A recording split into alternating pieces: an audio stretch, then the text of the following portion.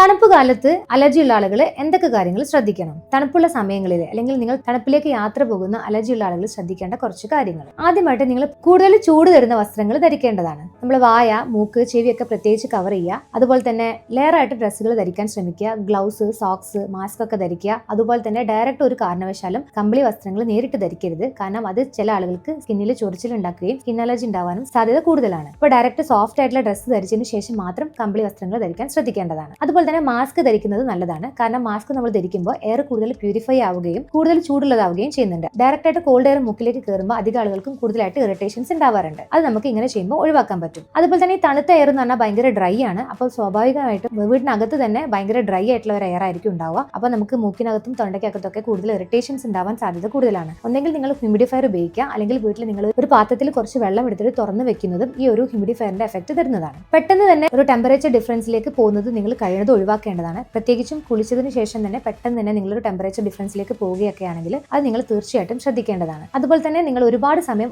ഓവറായിട്ട് തണുപ്പിന് എക്സ്പോസ്ഡ് ആവാതിരിക്കാൻ ശ്രദ്ധിക്കുക. അതുപോലെ തന്നെ ഇങ്ങനെ തണുപ്പ് കൂടുതലുള്ള സമയങ്ങളിൽ പുറത്തു പോയിട്ട് കൂടുതൽ സമയം എക്സസൈസ് ചെയ്യുന്നതും കഴിയുന്നതും ഒഴിവാക്കേണ്ടതാണ്. ചില ആളുകൾക്ക് കണ്ണ് ഭയങ്കര സെൻസിറ്റീവ് ആവാറുണ്ട്. അതുപോലെ കണ്ണിൽ കൂടുതലായിട്ട് വെള്ളം വരാറുമുണ്ട്. ഇങ്ങനെയുള്ള ആളുകൾ തീർച്ചയായിട്ടും സൺഗ്ലാസുകൾ ആ സമയത്ത് ഉപയോഗിക്കുന്നത് നല്ലതാണ്. കണ്ണിന്റെ ഇറിറ്റേഷൻസ് നമുക്ക് നല്ല രീതിയിൽ കുറയ്ക്കാൻ പറ്റും. റൂം കൂടുതലായിട്ടും ഡസ്റ്റ് ഇല്ലാതിരിക്കാനും അതുപോലെ തന്നെ ഫംഗസിന്റെ ഗ്രോത്ത് ഒക്കെ ഇല്ലാതിരിക്കാനും മാക്സിമം ശ്രദ്ധിക്കേണ്ടതാണ്. തണുപ്പായത് കാരണം അധികം ആളുകളും വെള്ളം കുടിക്കാൻ മടിക്കാറുണ്ട്. പക്ഷെ നിങ്ങൾ തീർച്ചയായിട്ടും വെള്ളം കുടിക്കേണ്ടത് അത്യാവശ്യമാണ്. ഇത് കാരണം തന്നെ നമ്മളെ കഫം കുറയാനും അതുപോലെ അലർജിയുടെ ടെൻഡൻസി ഒക്കെ കുറയാനും ഇത് വളരെയധികം സഹായിക്കുന്നുണ്ട്. ഇമ്മ്യൂണിറ്റി കൂട്ടുന്ന ഭക്ഷണങ്ങൾ നന്നായിട്ട് ഉപയോഗിക്കുക. അതുപോലെ തന്നെ നല്ല ഉറക്കം ഉറപ്പുവരുത്തേണ്ടതാണ്. പുകവലിക്കുന്ന ഒരു സ്വഭാവം ഉണ്ടെങ്കിൽ കഴിയുന്നതും അത് ഒഴിവാക്കുക. അതോടൊപ്പം തന്നെ പുകവലിക്ക് എക്സ്പോസ്ഡ് ആവുന്നതും കഴിയുന്നതും ഒഴിവാക്കേണ്ടതാണ്. ഇത്തരം കാര്യങ്ങളൊക്കെ ശ്രദ്ധിക്കുന്നതിലൂടെ തന്നെ നിങ്ങൾക്ക് തണുപ്പ് കാലത്ത് ഉണ്ടാവുന്ന അലർജിയുടെ ബുദ്ധിമുട്ടുകൾ ഒരു പരിധിവരെ നിങ്ങൾക്ക് കുറയ്ക്കാൻ സാധിക്കും. നിങ്ങൾക്കും ഈ തണുത്ത കാലാവസ്ഥയിൽ കൂടുതൽ ബുദ്ധിമുട്ട് വരാറുണ്ടോ? എന്നാൽ താഴെ കമന്റ് ചെയ്യൂ.